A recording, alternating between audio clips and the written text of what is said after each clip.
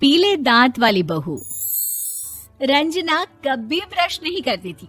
उसे कितनी बार उसके माँ बाप ने डांटा, लेकिन उसका कोई असर उस पर होता ही नहीं था, जिस कारण से उसके दांत पीले पीले हो जाते हैं। शादी के बाद अरे बहू, वैसे तो तुझ में कोई कमी नहीं है, पर तेरे दांत इतने पीले कैसे हैं बेटा? कैसे मतलब? कोई सर्जरी थोड़ी ना कराई है। वो तो क्या नाम, मैं ब्रश नहीं करती थी तो पीले हो गए। अब क्या करूं? आप कहें तो लाल करवा लूं या फिर काले? यार ये क्या है, क्यों माँ से लड़ रही हो? लड़ रही हूँ? अरे मैं लड़ रही हूँ या ये बोल रही है कि दांत पीले हैं, पीले। अरे तपस्या थोड़ी ना की है इन्हें पीले करने के लिए। बकायदा ब्रश नहीं किया है 20 साल तक, तब जाकर। छी, कैसी बात कर रही हो? ये उस वक्त तो पीले नहीं थे जब हम लोग तुम्हें देखने आए थे। अरे तब साफ करवा लिया होगा डेंटिस्ट के पास जाकर। अब देखो कैसे पीले पीले लग रहे हैं। रंजना सास की तरफ गुस्से से देखती है। फिर शुरू हो गई पीले पीले पीले। अरे पीले तो तब भी थे जब मेरे हाथ का रसगुल्ला उड़ा उड़ा कर खा रही थी और बोल रही थी, लड़की नहीं गुणों का खजाना दे रहे भाई साहब आप। खैर, अब वो लोग करते भी तो क्या करते, पीले दांत वाली बहू पल्ले पड़ी थी तो झेलना तो था ही। एक दिन कीर्तन में रंजना गाना गा रही थी। अरे कमला बहन, माँ का द्वार है, यहाँ तो सब शुद्ध होकर आते हैं, फिर अपनी बहू को ब्रश भी नहीं करवाती तुम। दूर से पीले पीले दांत भक्ति में बाधा उत्पन्न कर रहे हैं। अरे कोई 2 साल की बच्ची थोड़ी ना लेकर आई हूँ मैं बहू बनाकर। अच्छी खासी लड़की है, अरे कैसे करवाऊं ब्रश? ये तो उसे खुद करना चाहिए ना। अब माँ बाप तो इसके जैसे तैसे निपटा दिए, ये नहीं सोचा कि सास कैसे संभालेगी। सास बहू को लेकर घर आ जाती है, लेकिन सोच लेती है कि अब इसे लेकर कहीं नहीं जाएगी। अगले रोज बहू कहती है, अरे क्या हो गया, मंदिर नहीं जाना क्या? कीर्तन का वक्त हो रहा है। मेरी मधुर वाणी से कान्हा जी जागते हैं और सोते हैं। आप तो जानती है ना उनकी भक्ति में कितना मन लगता है मेरा।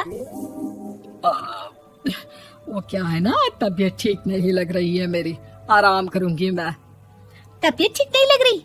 अभी तो मिथुन के गाने पर नाच रही थी आप, और अब बोल रही है कि तबीयत ठीक नहीं लग रही। अरे भक्ति में मन लगा लो सासू माँ, ऊपर जाना है, क्या मुंह दिखाओगी आप? हाँ? सास को बहू की बात पर गुस्सा आ जाता है। मैं क्या मुंह दिखाऊंगी, इसकी चिंता तो ना कर, समझी? अपने मुंह की चिंता कर, जो ये पीले पीले दांत लेकर हर जगह पहुंच जाती है। पता है लोग कितना मजाक बनाते हैं। ना जी ना, मैं नहीं जाना कहीं तेरे साथ। तो ये बात है, कोई ना, मत जाओ, मैं अपने कमरे में ही बैठकर भक्ति कर लूंगी। ऊपर वाला दांत थोड़ी ना देखता है, मन देखता है, भावना देखता है। और अरे बस बस, तू सब कुछ दिखा, बस ये सफेद चमकदार दांत ना दिखाना किसी को, है? जा यहाँ से। बहू को सास की बात का कोई फर्क नहीं पड़ता, वो तो जैसी थी वैसी ही रह जाती है। सुबह नहाकर किचन में खाना बनाना, फिर खाना खाना, कीर्तन भजन करना और सो जाना। एक दिन, माँ जी मैं सहेली के घर जा रही हूँ, शाम को लेट आऊंगी। हाँ हाँ तो जाना, मैंने कौन सा तेरी आरती करनी है घर पर बैठकर। रंजना सहेली के घर जाती है, जहाँ वो पार्टी में जाने की तैयारी कर रही होती है। अरे शिखा, कहाँ जाने की तैयारी कर रही है? मैं गलत वक्त पर आ गई क्या? अरे नहीं यार, उल्टा सही वक्त पर आ गया। मैंने ये साड़ी और ज्वेलरी निकाली है यार, शाम को इनके ऑफिस की एक पार्टी में जाना है। बताना कैसा लग रहा है ये सब? नहीं यार, इस ड्रेस के साथ तो वो वाली ज्वेलरी अच्छी लगेगी। हाँ हाँ सही बोल रही है, मैंने ध्यान ही नहीं दिया। वैसे तो हमेशा से मस्त फैशन सेंस रखती है। तो बड़ा जाती होगी ना पति के साथ पार्टी में।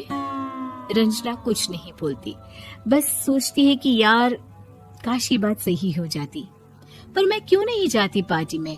क्या इन लोगों की कोई पार्टी होती नहीं होगी?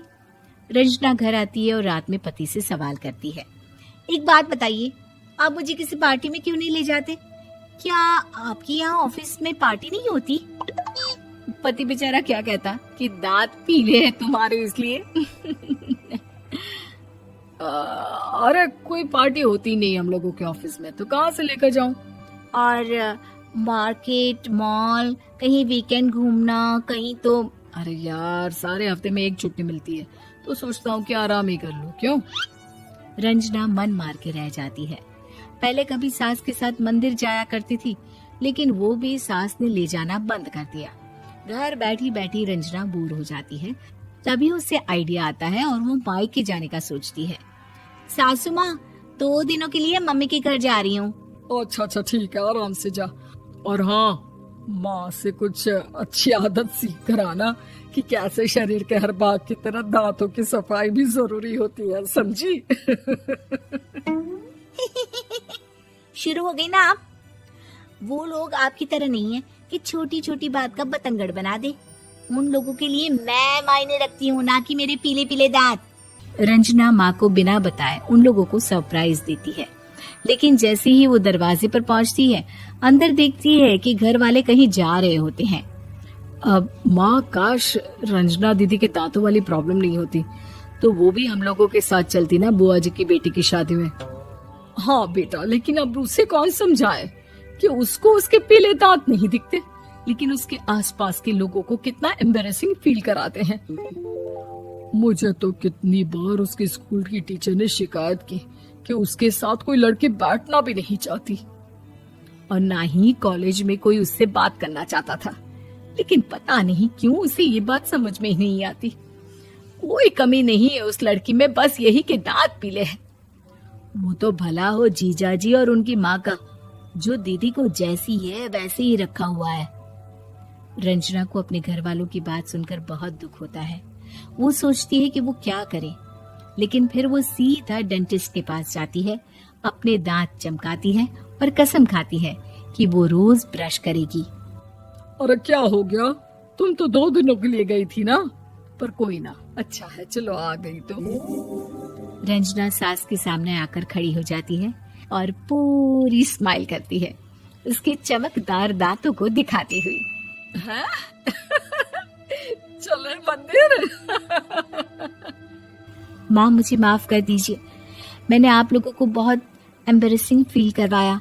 मैं आज से रोज ब्रश करूंगी।